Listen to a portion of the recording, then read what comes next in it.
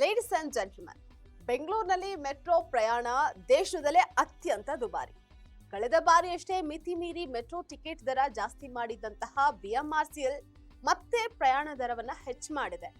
ಆದ್ರೆ ಇದನ್ನ ಪ್ರಶ್ನೆ ಮಾಡಿದಂತಹ ಜನರಿಗೆ ಕೇಂದ್ರ ರಾಜ್ಯ ಸರ್ಕಾರಗಳು ಪರಸ್ಪರ ಆರೋಪ ಪ್ರತ್ಯಾರೋಪಗಳನ್ನ ಮಾಡ್ಕೊಳ್ತಾ ಇದೆ. ಇದು ಪ್ರಯಾಣಿಕರು ಪರದಾಡುವಂತೆ ಮಾಡಿದೆ. ಅದು ಹೇಗೆ ಅಂತ ನೋಡ್ತಾ ಹೋಗೋಣ. ವೀಕ್ಷಕರೇ, ನೆಲ ಜಲ ಭಾಷೆಗಾಗಿ ಪ್ರಾಮಾಣಿಕ ಪತ್ರಿಕೋದ್ಯಮ. ನೀವು ನೋಡ್ತಾ ಇದ್ದೀರಾ ಫೋಕಸ್ ಟಿವಿ. ನಾನು ನಿಶ್ಚಿತ. ಬೆಂಗಳೂರಿನಲ್ಲಿ ಮೆಟ್ರೋ ಪ್ರಯಾಣ ದರ ಹೆಚ್ಚಾಗಿರೋದು ಬಿಜೆಪಿ ಹಾಗೆ ಕಾಂಗ್ರೆಸ್ ಸರ್ಕಾರಗಳ ಕೆಸರೆರಚಾಟಕ್ಕೆ ವೇದಿಕೆಯಾಗಿದೆ. ಟಿಕೆಟ್ ದರ ನಾವು ಹೆಚ್ಚು ಮಾಡಿಲ್ಲ, ಅವರು ಹೆಚ್ಚು ಮಾಡಿರೋದು ಅಂತ ಕೇಂದ್ರದ ಮೇಲೆ ಸಿದ್ದರಾಮಯ್ಯ ಸರ್ಕಾರ ಆರೋಪವನ್ನ ಮಾಡಿದ್ರೆ, ಕೇಂದ್ರದ ಮೋದಿ ಸರ್ಕಾರ ಮಾತ್ರ ಇದಕ್ಕೆ ತದ್ವಿರುದ್ಧವಾದಂತಹ ಹೇಳಿಕೆಯನ್ನ ನೀಡ್ತಾ ಇದೆ. ಎಲ್ಲಾ ಮೆಟ್ರೋಗಳು ನಮ್ಮ ಕಂಟ್ರೋಲ್ನಲ್ಲಿಲ್ಲ, ಅವು ಆಯಾ ರಾಜ್ಯ ಸರ್ಕಾರಗಳ ಕೈಯಲ್ಲೇ ಇರುತ್ತೆ ಅಂತ ಕೇಂದ್ರ ಸರ್ಕಾರ ತಿಳಿಸಿದೆ. ಆದ್ರೆ ಇಲ್ಲಿ ಗಮನಿಸಬೇಕಾದಂತಹ ವಿಚಾರ ಏನಪ್ಪಾ ಅಂತ ಅಂದ್ರೆ, ಕೇಂದ್ರ ರಾಜ್ಯ ಸರ್ಕಾರಗಳ ಸಂಘರ್ಷದಲ್ಲಿ ಪರದಾಡುವಂತಾಗಿರೋದು ಪ್ರಯಾಣಿಕರು. ಮೆಟ್ರೋ ಪ್ರಯಾಣ ಏರಿಸೋದು ಇಳಿಸೋದು ರಾಜ್ಯ ಸರ್ಕಾರ ಅಲ್ಲ, ಹಾಗಂತ ಕೇಂದ್ರ ಸರ್ಕಾರನೂ ಅಲ್ಲ. ಆದ್ರೆ ಕೇಂದ್ರ ಸರ್ಕಾರವೇ ನೇಮಕ ಮಾಡಿರುವಂತಹ ವಿಶೇಷ ಸಮಿತಿ ಅಂತ ಸಿಎಂ ಸಿದ್ದರಾಮಯ್ಯ ಹೇಳಿದ್ದಾರೆ.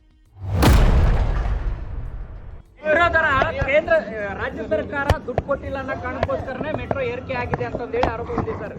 ಯಾರು ಹೇಳಿದ್ರು? ಬಿಜೆಪಿ ನೀವೇ ಕಾರಣ ಅಂತಾರೆ. ಕೇಂದ್ರ ಸರ್ಕಾರನೇ ನಿಗದಿ ಮಾಡೋದು ಬೆಲೆನ.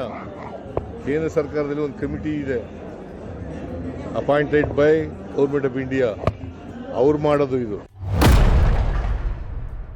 ಬಿಜೆಪಿಗರು ಮಾತ್ರ ಮೆಟ್ರೋ ದರ ಏರಿಸಿರೋದು ರಾಜ್ಯ ಸರ್ಕಾರ ಅಂತ ಗುಡುಗಿದ್ದಾರೆ. ಕಣ್ಮುಚ್ಕೊಂಡು ನಾವು ಹಾಲು ಕುಡಿದ್ರೆ ಜನ ಗೊತ್ತಾಗಲ್ಲ ಅಂತ ಹೇಳಿ ಸುಳ್ಳು ಹೇಳುವಂತ ಕೆಲಸವನ್ನು ಮುಖ್ಯಮಂತ್ರಿಗಳು ಉಪಮುಖ್ಯಮಂತ್ರಿಗಳು ಮಾಡೋದನ್ನ ನಿಲ್ಲಿಸಬೇಕು. ಇವತ್ತು ಕೂಡ ಜಿಬಿಎ ಸಂಬಂಧಪಟ್ಟಂತೆ ಮೀಟಿಂಗ್ ಆದಾಗ ಬಿಜೆಪಿ ಎಲ್ಲ ನಾಯಕರ ಜೊತೆಗೆ ವಿಸ್ತಾರವಾಗಿ ಇದನ್ನು ಚರ್ಚೆ ಮಾಡಿದ್ದೀವಿ. ಕೇಂದ್ರದ ನಗರಾಭಿವೃದ್ಧಿ ಸಚಿವರಿಗೆ ನಾನು ಮತ್ತು ಅಶೋಕ್ ಅವರು ವಿಸ್ತಾರವಾಗಿ ಫೋನ್ನಲ್ಲಿ ಕೂಡ ಮಾತನಾಡಿ ಎಲ್ಲ ಅಂಶಗಳನ್ನು ತಿಳಿಸಿದ್ದೀವಿ. ರಾಜ್ಯ ಸರ್ಕಾರದಿಂದ ಯಾವುದೇ ಮತ್ತೆ ಈ ಪ್ರಸ್ತಾಪ ಬಂತು ಅಂತಂದ್ರೆ ಹೊಸ ಫೇರ್ ಫಿಕ್ಸೇಷನ್ ಕಮಿಟಿ ಮಾಡಿ ಅಂತ ಅದನ್ನ ಮಾಡಬೇಕು ಅನ್ನುವಂತ ಆಗ್ರಹ ಮಾಡಿದ್ದೀವಿ. ಎಲ್ಲದಕ್ಕೂ ಅವರು ಸ್ಪಂದಿಸಿದ್ದಾರೆ.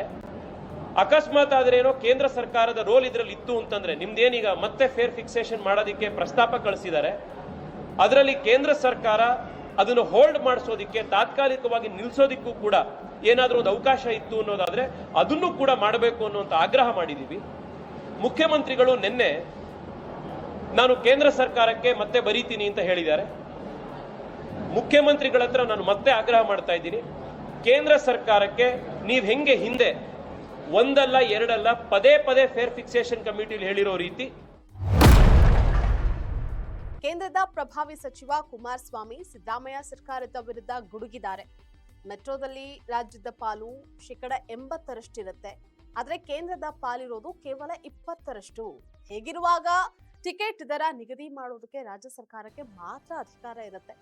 ಒಂದ್ ವೇಳೆ ಕೇಂದ್ರ ಸರ್ಕಾರವೇ ಟಿಕೆಟ್ ದರ ನಿಗದಿ ಮಾಡುವಂತಹ ಅವಕಾಶ ಇದ್ದಲ್ಲಿ ದೆಹಲಿ, ಮುಂಬೈ, ಹೈದರಾಬಾದ್, ಚೆನ್ನೈ, ಕೊಚ್ಚಿಯಲ್ಲಿ ಯಾಕೆ ಕಡಿಮೆ ದರ ಇದೆ? ಕೇಂದ್ರನೇ ಟಿಕೆಟ್ ದರ ನಿಗದಿ ಮಾಡೋದಾದ್ರೆ ಎಲ್ಲಾ ಕಡೆಯೂ ಒಂದೇ ದರ ಇರ್ಬೇಕಾಗಿತ್ತಲ್ವಾ? ಬೆಂಗಳೂರಿನಲ್ಲೇ ಯಾಕೆ ಜಾಸ್ತಿ ಇದೆ ಅಂತ ಸಿದ್ದು ಸರ್ಕಾರಕ್ಕೆ ಕುಮಾರಸ್ವಾಮಿ ಚಾರ್ಜ್ ಮಾಡಿದ್ದಾರೆ. ಹಣ ಕೊಡೋದು ಇನ್ನು ಉಳಿದಿದ್ದು ರಾಜ್ಯ ಸರ್ಕಾರದ್ದೇ ಮೇಜರ್ ಅಂತಕ್ಕಂಥದ್ದು ಹೇಳ್ತಾರೆ. ಈಗ ರಾಜ್ಯ ಸರ್ಕಾರ ಹೆಚ್ಚಿನ ಹಣವನ್ನ ಇದಕ್ಕೆ ಬಂಡವಾಳ ಹಾಕದಾಗ ಕೇಂದ್ರ ಸರ್ಕಾರದ್ದು ಕೇವಲ 20% ಇದ್ದಾಗ ಕೇಂದ್ರ ಸರ್ಕಾರದಲ್ಲಿಂದ ಈಗ ಅವರ ಮೇಲೆ ದೋಷ ಏನು ಹೊರಡಿಸ್ತಾ ಇದ್ದಾರೆ? ಕೇಂದ್ರ ಸರ್ಕಾರ ಹೇಳಿದ್ದಾರೆ ಅದು ಅರ್ಬನ್ ಡೆವಲಪ್ಮೆಂಟ್ ಡಿಪಾರ್ಟ್ಮೆಂಟ್ಗೆ ಬರುತ್ತೆ ಅಂತಕ್ಕಂಥದ್ದು ಏನ್ ಹೇಳ್ತಾ ಇದ್ದಾರೆ ಈಗ ರಾಜ್ಯ ಸರ್ಕಾರದಲ್ಲಿ. ಈಗ ಆಗಿದ್ರೆ ಬೇರೆ ರಾಜ್ಯಗಳಲ್ಲಿ ಯಾತಕ್ಕೆ ಮೆಟ್ರೋ ಪ್ರಾಜೆಕ್ಟ್ನ ಯೋಜನೆಗಳಾಗಿರ್ತಕ್ಕಂಥದ್ದಕ್ಕೆ ಪದೇ ಪದೇ ದರ ಏರಿಕೆ ಮಾಡ್ತಾ ಇಲ್ಲ? ಕರ್ನಾಟಕದಲ್ಲಿ ಮಾತ್ರ ಯಾಕೆ ಮಾಡ್ತಾ ಇದ್ದಾರೆ?